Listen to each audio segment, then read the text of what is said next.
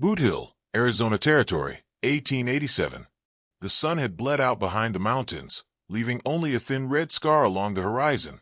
Evening wind carried the dry taste of dust and sage, whispering between wooden crosses and tilted stones where the dead lay restless. The graveyard sat on the town's edge, where coyotes sang at night and drunks dared not wander. But on this night, it was not coyotes that came, but men. 6 riders crested the hill, their laughter ragged as their spurs, their boots clattering against the ground as they dismounted. Whiskey sloshed in tin flasks, and cigar smoke curled like snakes in the dim light. These were not mourners. These were scavengers, men who carried cruelty like another gun on their belts. Their boots crunched over graves as though the dead were nothing but gravel underfoot.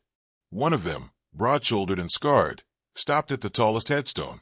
The name carved there was fading, but every soul in town knew the earth that lay beneath it. Sheriff Elijah Kane, shot down in the dust 2 years before. His killers had never been tried. The town had looked away. And now, the very men who had led the ambush leaned over his grave like wolves circling a carcass. The leader, a man with a crooked hat and eyes that glowed pale as a wolf's in lamplight, unbuttoned his coat, spat a brown stream of tobacco onto the stone, and let a slow grin spread across his scarred face. A badge in the dirt ain't worth spit. The others roared with laughter. One poured whiskey onto the soil, letting it soak into the earth like mockery, then stumbled back and howled, "Here's to the lawman who thought he could tame us." Boots scuffed, voices jeered, and more spit darkened the grave until the name itself glistened with it. For a moment, only the wind answered them. The stars blinked above in their ancient silence. Then a voice came, low, steady, carved out of the night itself. "Spit again," it said, cold as iron, "and you'll choke on it." The laughter cut short. The men froze, their breath visible in the cooling air. Hands twitched toward gun belts. Their leader straightened, squinting into the shadows beyond the crooked fence of the graveyard. "Who the hell said that?" he growled. The silence stretched, waited. The men shifted, the crunch of gravel under their boots sounding too loud now. One of them pulled at his coat collar, glancing into the dark with the unease of prey that realizes the hunter has already fixed its aim. A shape eased forward from the shadow of a leaning mesquite tree. Tall, but not broad. Lean, like a rawhide rope pulled tight. His coat hung heavy with trail dust, his hat pulled low, his face unreadable except for eyes that carried fire without flame. His hand hovered just above the worn handle of a Colt revolver, fingers steady, unhurried. It was the sheriff's son. The men knew him. They had seen him before, quiet as a stone in town, a boy who worked the Kane ranch and kept to himself, never raising his voice, never touching trouble. Folks said he wasn't his father's son in spirit, too silent, too mild, too much shadow where his father had been son. But in that graveyard, under the weight of their mocking laughter, he looked nothing like a boy. He looked like judgment itself. The outlaws smirked uneasily, trying to shake the sudden chill. One of them chuckled, but the sound cracked halfway out. "Well, look what crawled from the ranch," he said. "Sheriff's pup thinks he's got teeth." The sun didn't move, didn't blink. His voice came like gravel under wagon wheels. "You stood over my father's grave, thinking he's gone. But I'm here. And I don't forget." The leader sneered, though his eyes betrayed a flicker of wariness. "You think you're a lawman, boy? You think you can scare me with your pa's name? He's 6 feet down, and you're just meat walking." Slowly, the son stepped closer, the boards of the fence creaking under his boot as he crossed it. Moonlight caught the revolver at his side, worn smooth from years of a man's grip. "I don't wear his badge," he said. His hand flexed once, calm, controlled. "But I carry his blood." The men stiffened, one drawing a knife, another resting his thumb against his pistol's hammer. The leader spit again, this time into the dust at his own feet, as though daring the boy to strike. His voice rumbled with mockery, but his hand twitched toward his belt. "Then let's see if his blood runs quick enough to stop mine." The air grew heavy. Even the wind seemed to still, waiting. The sun's gaze swept over them, one by one, lingering not on their weapons but their faces, memorizing them as though carving names into stone. His breath was steady, his shadow long in the moonlight. "You laughed when my father fell," he said softly, "but you forgot the men who watched him die."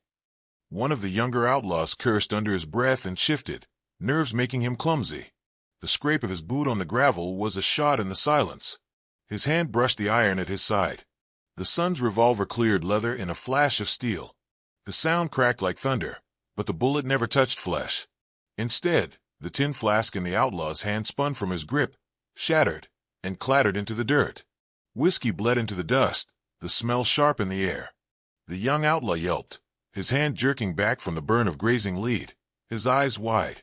The others stared, the echo of the shot still rolling across the graves like the voice of the dead. The son lowered the barrel, smoke coiling upward. His voice cut through the stunned silence. "That was your warning." The leader's grin faltered, slipping like a mask that no longer fit. He stared at the boy, no, the men, standing with the gun steady in his hand and the cold of certainty in his eyes. The others shifted uneasily, their laughter drowned, their bravado seeping away like spilled liquor into the ground.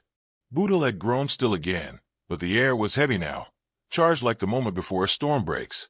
The outlaws looked to their leader, waiting for the order, but none dared move first. Their guns fell heavier on their hips, their tongues stuck to their teeth. The son stepped closer, the crunch of his boots deliberate, his shadow falling across the grave his father lay beneath. He did not look down at the stone. He looked only at the men who had spat on it, his gaze holding them like a noose holds a neck. The wind returned then, sharp and cold, carrying dust across the graves. It tugged at coats and whispered through dry grass.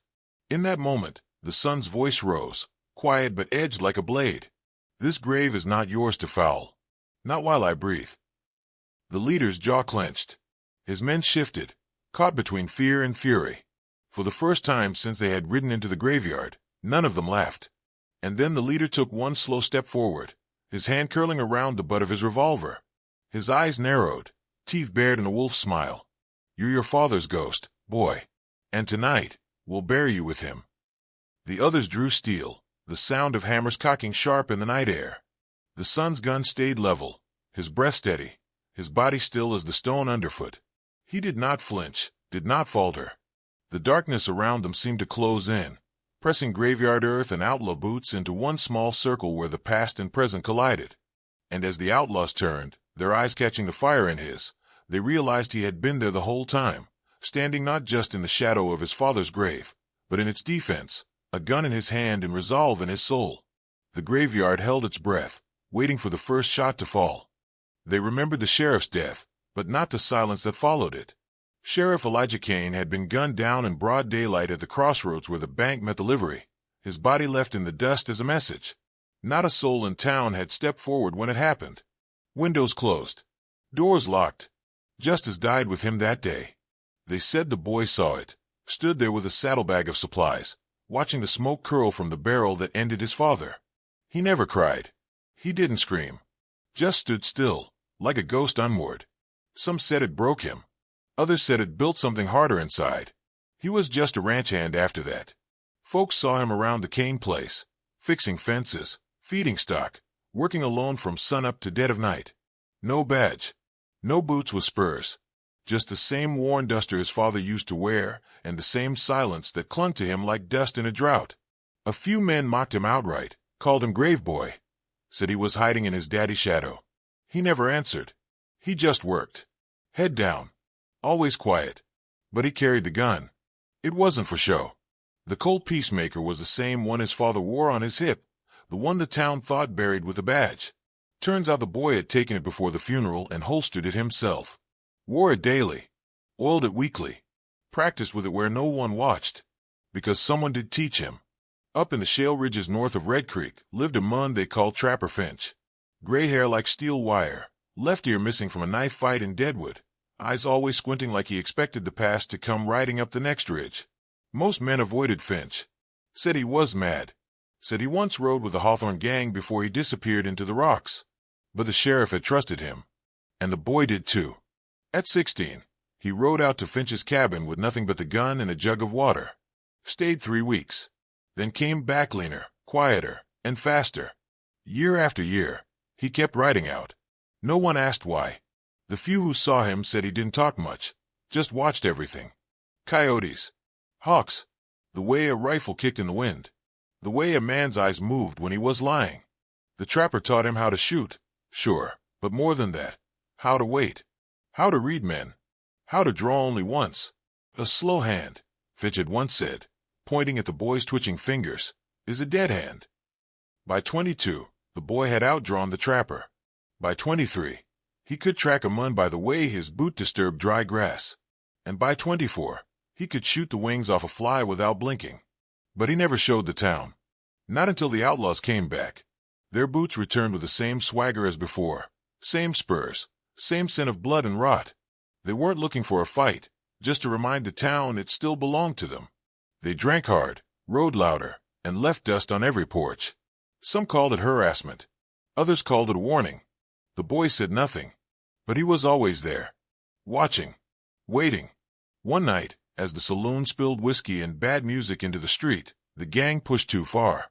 A kid, barely 12, ran out the back of the mercantile with a loaf of bread. One of the outlaws tripped him, kicked him hard in the ribs, and laughed as the boy curled into himself. The sheriff's son stepped forward from the shadows. He didn't shout, didn't bark orders. He just walked into the middle of the street and stared at them, the cold at his hip catching moonlight like a blade drawn from scabbard. The crowd hushed. Bottles stopped clinking. Even the piano man let his fingers fall away from the keys. The outlaw who'd kicked the boy turned. He was tall, raw-boned, with a jagged scar that curved under his left eye like a smile. "Well, look here," he drawled. The quiet son come to find his voice. The others laughed. Boots scraped. A few stepped forward. "Go home, boy," the outlaw said. "Graves ain't for the living." The sheriff's son looked at the scarred man like he was studying a map he already knew the end of. "You don't know me," he said, voice level, eyes calm. "But I know every man I'll put in the ground." There was no bravado in it. No bark. Just cold truth, smooth as river stone. The outlaw paused, laughter leaking from his throat like it got lost on the way up. "You threatening me, little Cain?" "Just remembering." More boots stepped into the dust. 6 men now, maybe more. Guns ready. Fingers flexing. The boy stood alone. "You really think you got it in you?" the leader asked, eyes narrowing. "You're gonna pull that iron and turn into your daddy?" "I'm not him," the boy said. He believed men would do right. His thumb pulled back the hammer. The click echoed like a tomb snapping shut. "I don't." Then everything moved at once. One outlaw lunged toward the lamp hanging from the post, intending to swing it down into the boy's face. Another went for his revolver. And the one with the scar reached for his belt with a shout that barely made it past his lips. The boy didn't blink. His arm came up smooth, like the gun belonged to his bones. A single shot cracked the night open. The tin lamp exploded in the outlaw's hand before it could be yanked free. Flames scattered, smoke hissed, and the men yelped in pain as sparks lit his sleeve. He fell back, rolling in the dust, swearing like a man just touched by judgment. The rest froze. Not because they were afraid of fire. Because the bullet hadn't touched the men. It had hit the exact center of the tin lamp, at a moving angle, in low light, from 15 feet away. That kind of shot didn't come from a ranch boy. That kind of shot came from someone who'd been waiting years.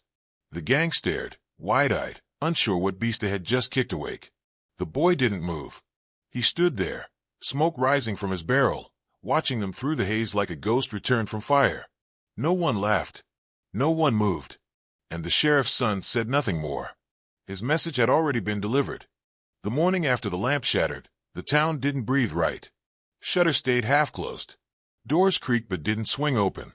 Folks spoke in whispers, eyes trailing behind curtains or the cracks in boarded windows. The Cain boy, no, not a boy anymore, walked down Main Street like a ghost long expected but never welcomed. His boots scuffed the dust, steady, slow, untouched by fear. At his side hung the Colt, and now the whole town knew it wasn't just decoration. The outlaws hadn't left. They circled like buzzards, waiting for the sun to slip just far enough behind the rooftops so they could finish what they'd started. No one knew how many were in town anymore. Some said 8. Others swore a dozen. One by one, they'd slithered into every corner, saloon, stables, general store, like snakes curling under floorboards, daring someone to step. And someone did. The sheriff's son stood outside the saloon now, alone beneath the faded paint and swinging sign. The wind picked up, carrying the dry scent of horses and cordite, and behind him, somewhere down the street, a door creaked. Slowly, carefully, a voice carried from the rooftop above the saloon. It was the leader's voice, thick with menace, worn raw from whiskey and murder. "You sure you want to die where your pa did?" The son didn't look up. He turned his head slightly, just enough to hear every breath in the silence. His hand rested near the revolver. Not on it. Not rushing. "I'm not dying today," he said. The voice laughed. He said the same damn thing. "You think you're different? That gun gonna make you bulletproof?" "I don't need to be," the son replied. "I just need to be faster than you." He was. A gunshot cracked from the second-story window. The son spun and fired in one breath, his shot taking the outlaw's shoulder before the men even aimed his second. The men tumbled backward, rifle clattering to the floorboards above. Then the street erupted. Gunfire barked from alleyways and windows. Horses screamed and broke from their posts, tearing down the lane in chaos. The townsfolk scattered like leaves in wind, some diving for cover, others screaming names of family they couldn't find. The sheriff's son dropped behind a trough, reloading with calm precision. Bullets sparked off the iron rim, splitting wood. He spotted 3 men flanking from the barbers, 2 more on horseback wheeling down the left. They weren't just here to scare anymore. This was war. Then came the voice he didn't expect. "Over here," it shouted. "He's behind the trough."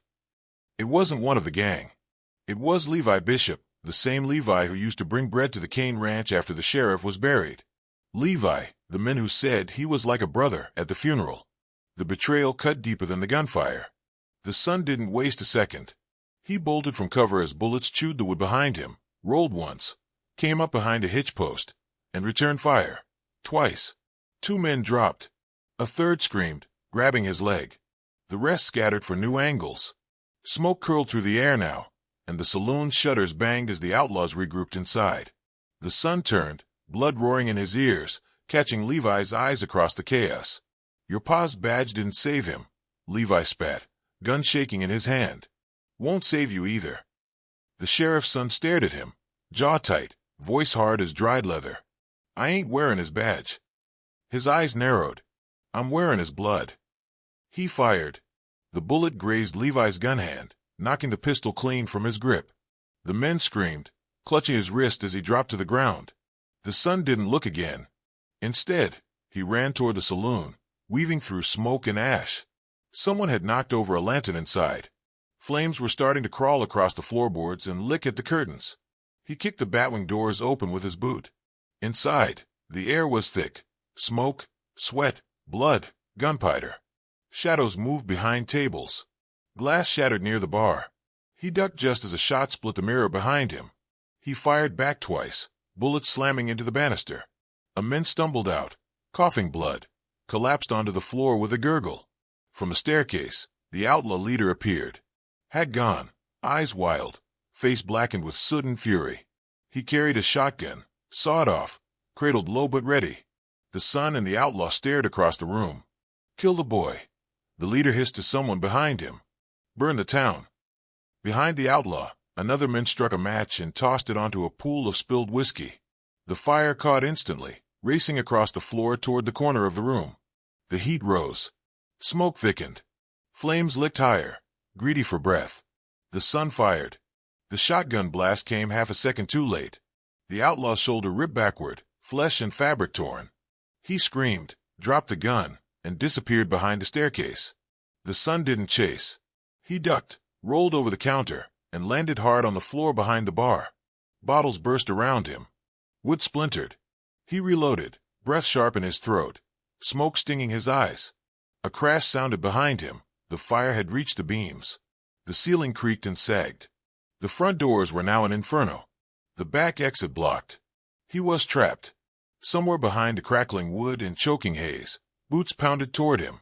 More outlaws, maybe 2, maybe 5. The shadows twisted in the firelight. The son raised his revolver. Sweat burned his brow. Blood from a graze on his forearm dripped into his sleeve. He didn't feel pain. He felt purpose. One last time, he looked at the burning doors, then back to the faces of men who thought this town could still belong to them. He cocked the hammer. The fire roared. The guns rose, and the saloon exploded in a storm of flame and bullets. He came stumbling out of the smoke just before midnight, coat scorched, blood crusted at his collar, and one sleeve black with soot. The saloon behind him crackled and screamed, its roof collapsing in a thunder of flame.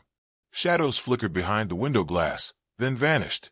The fire devoured everything now, bottles, bullets, bodies. The street was empty but not silent. Somewhere, a baby cried. Somewhere, horses stampeded in their stalls, panicked by the blaze. The town watched from behind shutters and barn slats, silent as ghosts. He didn't wait for thanks. Didn't ask for help. He just kept walking, limping toward the edge of town, toward the dark line of cottonwoods that marked a fork in the canyon road. One eye was nearly swollen shut, but the other burned steady, fixed westward. Then he heard a voice behind him. Clear. Steady. Don't go alone. He turned. She stood in the moonlight with her gray shawl wrapped tight across her shoulders, a shotgun hanging low in her hand like it weighed nothing at all. Her eyes were neither kind nor cruel. They were decided. He recognized her. Widow Ellery. Tall, weather-worn, 40 maybe, with silver streaks in her black braid and hands calloused from years of ranch work. She'd buried a husband and 2 sons. After that, folks said, she spoke only when it mattered. It ain't your fight, he said hoarsely, wiping ash from his face. She didn't blink. It is if it's my town they plan to burn. He paused. The flames behind him lit the night like a dying star. You should stay hidden. This isn't over. I know it isn't. She turned and began walking. Not back to her porch, but down the slope past the cottonwoods, toward the old barn she kept locked tight behind her corral. The sun followed. Inside the barn, the air was thick with dust and secrets. By lantern light, she knelt and pulled up a floorboard near the far wall. Beneath it, oiled canvas, wooden crates, rifles wrapped in tar stiff rags. He stared, speechless. I've been waiting, she said. For what? For you to stop hiding behind a gravestone and start fighting like the mun your father raised. He stepped forward, lifted one of the rifles. Winchester. Clean. Maintained. You knew they'd come back. They never left, she replied, voice tight. Just waited until the town forgot what real law looked like.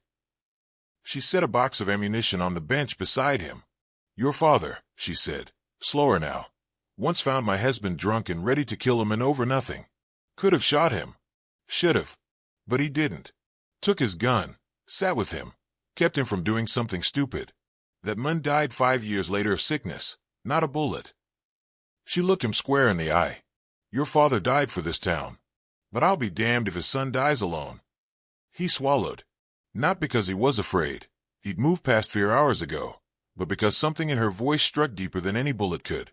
It was the sound of truth carried across years of silence. Why risk your life for me? He asked quietly. Her answer came fast, sharp. Because once, your father risked his for mine. A moment passed between them, filled with more than words could hold. He nodded once, tight and solemn, then started checking the rifles. She lit 2 lanterns and spread the maps on the table. That fire you started tonight, it's got them spooked. But it won't stop them. What are they after? She tapped the map near the canyon pass. Gold shipment. From the Prescott line. Due at dawn. Only 2 men guarding it. 1 telegraph line down since last week. They mean to hit it before the sun's up, take the gold, and vanish over the western ridge. After that, this town's nothing but a scar on the trail. He leaned in, studying the curves of the canyon, the choke points. You're sure? She gave him a look that could shear fence posts. One of them came sniffing, last week. I listened through the slats. Heard every word. They didn't care who heard. Figured no one would fight. They were wrong. He packed the rifles into the saddlebag, his fingers steady now, sure. Smoke still lingered on his skin, but his mind was clearer than it had been in years. How many men? 6, maybe more, she said. 2 with rifles. The rest don't think they need him. Arrogant bastards. He looked up. Then they won't expect us. She gave a thin smile. No, they won't. Outside, the wind shifted. The moon slipped behind a cloud, and darkness deepened like a drumbeat. They loaded the gear onto 2 horses, hers pale and steady, his black and battle-scarred. She mounted first, moving like a woman who hadn't aged a day since the war. As he swung into the saddle, she looked over. Your father taught me to shoot. Taught me to read trail signs. Taught me that justice don't come by waiting. He met her gaze. He taught me the same. They rode out together, leaving the barn door swinging wide behind them, dust rising underhoof and silence trailing like a cloak. The town lay behind them now, hushed and bruised, lit only by the embers of the saloon and the whispers of those who stayed hidden. Ahead, the canyon waited. So did the outlaws. Their silhouettes moved under the ridge, shadows in the torchlight, horses snorting, saddles creaking. They were already gathering. He could see it from the rise. They were preparing dynamite to derail the train. They had no idea someone rode toward them. No idea the very blood they'd spilled was galloping down their backs. He reached to check the rifle at his side. The widow handed him a shell, her eyes never leaving the trail. "This time," she said, "we finish it." In the distance, the canyon echoed with the sound of hooves. The outlaws were already on the move, and the son of Sheriff Kane followed into the dark, fire behind him, vengeance ahead. The canyon was a throat of stone, narrow and cruel, carved by centuries of wind and water. Moonlight spilled into it like cold silver, painting jagged shadows along the walls. The sheriff's son and the widow rode slow, careful, the hooves of their horses muffled by sand and loose shale. The air was tight, brittle with tension. Every sound carried. Every breath seemed louder than it should have. Ahead, torchlight flickered against rock. The outlaws were already there, stringing rope across the tracks, burying powder beneath the rails.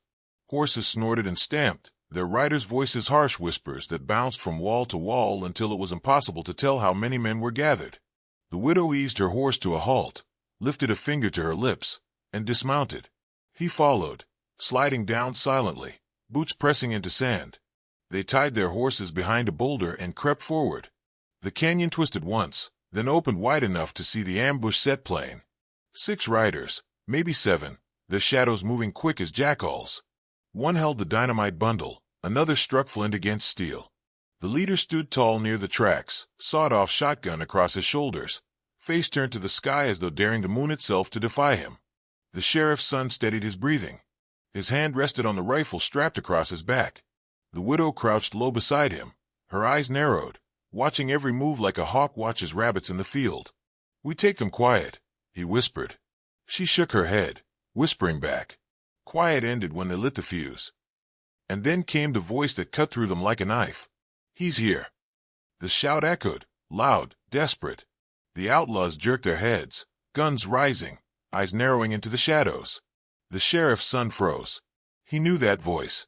Levi Bishop rode out from behind the gang, face twisted in sweat and fury. The betrayer. His arm still bandaged from where the bullet had grazed him, but his eyes burning with something darker than pain. "He's up there, behind the rocks." Levi bellowed. "The sheriff's pup. He's here." The canyon erupted. Rifles cracked, the sound like thunder tearing stone. Sparks spat against rock as bullets struck. The sheriff's son pulled his rifle and fired once, then twice. An outlaw tumbled from his saddle, another reeled back clutching his chest. Horses screamed, rearing, eyes wide with panic. The widow rose to her feet and let fire sing from her barrel. The first shot took a mun clean from the dynamite crate. The second shattered the torch he carried, sending flames hissing into the sand. The canyon was alive with echoes. The blast rolled back and forth like drumbeats, every gunshot multiplied, every scream chasing itself through the stone. Dust rose thick, choking the moonlight. The sun moved fast, sliding from cover to cover, his revolver spitting heat now that the rifle was empty. He dropped another man, then ducked low as bullets hammered the boulder behind him, chips of rock biting at his cheek. The outlaw leader's voice rose above it all, cold and commanding. "Spread out. Kill the boy. Burn the town when we're done." The sheriff's son clenched his jaw. His father's grave flashed in his mind, the spit on the stone, the laughter that night. His voice broke through the chaos, fierce and unshaken. "My father lies in the ground," he roared, firing into the smoke. "But I'm the shadow that walks above it." Another outlaw screamed, falling against the rail. The widow fired again, her voice carrying sharp and defiant across the canyon. "Not tonight." Her bullet tore through the throat of a rider aiming from high ground. The men toppled, his rifle clattering down the rocks. But they were too many. Levi shouted from behind him, pointing, screaming orders like he belonged to the gang. "Flank him. He's moving east. Cut him off." The sheriff's son spun and fired, the shot grazing Levi's hat clean from his head. The men cursed, scrambling for cover behind a jagged ledge, but not before the boy saw the fear in his eyes. Not loyalty, not courage, just fear, cold and gutless, the kind that sells neighbors to wolves. The fight dragged through smoke and flame. Gunpowder stung the air, thick as tar. Horses bolted riderless, whinnying in panic, crashing into each other in the narrow space. Men shouted, died, cursed, the sound all tangled into one endless roar. And then, as quickly as it had started, the noise thinned. 3 men lay still against the canyon floor. 2 more had fled into the night, their hoofbeats retreating fast.